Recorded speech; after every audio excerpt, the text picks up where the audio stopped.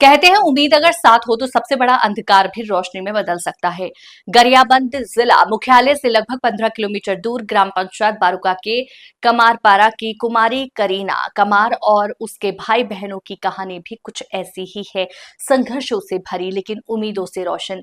करीना कमार विशेष पिछड़ी जनजाति कमार समुदाय से आती हैं। वो 8वीं कक्षा की छात्रा हैं और 3 भाई बहनों के साथ अपनी नानी फगनीबाई कमार के आश्रय में रहती हैं। बचपन से टुहियामुड़ा गांव में जन्मी करीना के जीवन में सब कुछ सामान्य चल रहा था, लेकिन एक पारिवारिक विवाद ने उसकी पूरी दुनिया बदल दी। पिता ने मां की हत्या कर दी और वह जेल चले गए। चारों बच्चे बेसहारा हो गए। ऐसे में नानी फगनी बाई कमार की एकमात्र सहारा बनी। वे टुड़िया मुड़ा से बच्चों को लेकर अपने गांव बारुका ले आई और तब से इन्हीं बच्चों को अपनी जिम्मेदारी मानकर पाल पोस रखी। फगनी बाई की खुद की आर्थिक स्थिति बेहद कमजोर है। न झोपड़ी से बेहतर मकान, न खेत, न रोजगार। फिर भी रोज मजदूरी कर अपनी नाती नातियों की परवरिश कर रही है। उनकी उम्र ढल रही है, लेकिन हौसला अब भी मजबूत है।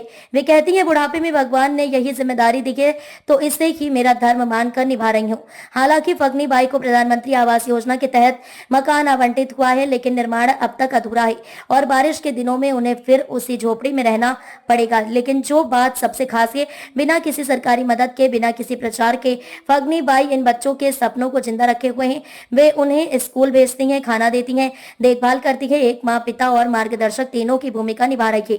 प्रशासन से अपील, कमार जैसी विशेष पिछड़ी जनजाति के बच्चों को जिनका जीवन इतना संघर्षपूर्ण है, विशेष सहयोग और संरक्षण की जरूरत है। सरकार की योजनाएं तो हैं, लेकिन जमीनी स्तर तक उनका पहुंचना जरूरी है। ऐसे बच्चों को चिन्हांकित कर शैक्षणिक सहायता, पोषण, वजीफा और मानसिक सामाजिक परामर्श जैसी मदद दी जानी चाहिए। एक उम्मीद की कहानी। करीना और उसके भाई बहन भले की माँ बाप के बिना है, लेकिन नानी के प्यार और त्याग ने उनके जीवन में रोशनी की एक नई किरण जगाई है।